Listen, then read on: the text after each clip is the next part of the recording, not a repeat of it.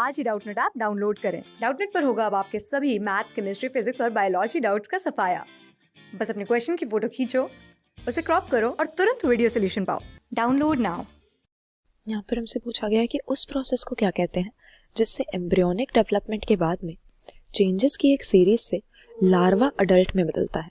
अब लार्वा जो टर्म है ये एनिमल किंगडम में एक पर्टिकुलर टाइप की डेवलपमेंट के लिए हम यूज करते हैं।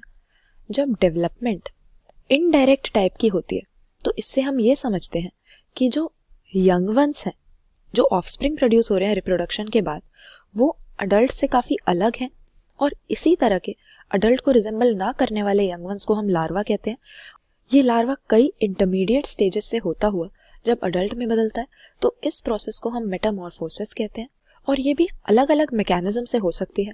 वैसे ज़्यादातर ये कुछ हॉर्मोन्स के कंट्रोल में रहती है, यानी एंडोक्राइन कंट्रोल में रहती है, और देखा जाता है कि कई बार लार्वा में मोल्टिंग होती है जिसमें अडल्ट को रिजेंबल करने के लिए वो कैरेक्टर्स को डेवलप कर लेता है। तो फाइनली जब मेटामॉर्फोसिस कंप्लीट हो जाती है तो हम देखते हैं कि जो लार्वा है वो सेक्सुअली मैच्योर हो जाता है, यानी सारे रिप्रोडक्टिव स्ट्रक्चर्स उसमें आ जाते हैं और अडल्ट के जैसा उसका साइज और बॉडी के प्रपोर्शंस भी हो जाते हैं जो कि लार्वा की स्टेज में नहीं होते।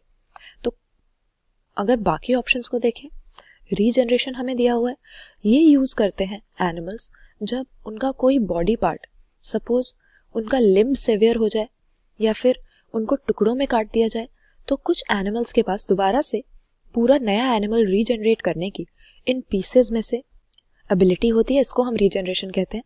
लेकिन लार्वा की अडल्ट में मैच्योरेशन यहाँ पर रेलेवेंट नहीं है। ग्रोथ की जब बात करें, ग्रोथ हम एक ऐसे चेंज को बोलते हैं जो एक परमानेंट टाइप का किसी भी एनिमल के या किसी भी ऑर्गेनिज्म के साइज में चेंज आता है, इंक्रीज आता है। तो परमानेंट और इरिवर्सिबल चेंज जब साइज में आ रहा है तो उसको हम ग्रोथ कहते हैं। तो ऑब्वियसली ग्रोथ मेटामॉर्फोसिस का एक हिस्सा है क्योंकि लार्वा का साइज भी बढ़ेगा अगर उसको एडल्ट में डेवलप होना है।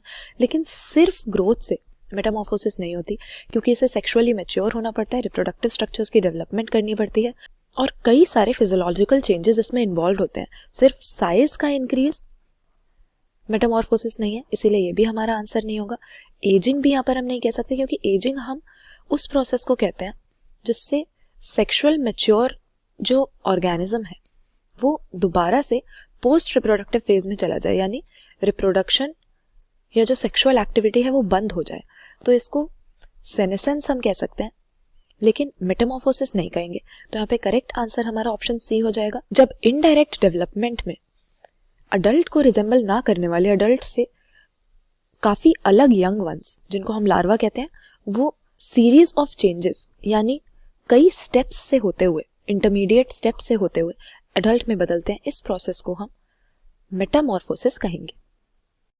क्लास 6 से 12 से लेके नीट, IIT, JEE मेंस और एडवांस के लेवल तक 10 मिलियन से ज्यादा स्टूडेंट्स का भरोसा। आज ही डाउनलोड करें डाउटनेट ऐप या व्हाट्सएप कीजिए अपने डाउट्स 8400 400 400 पर।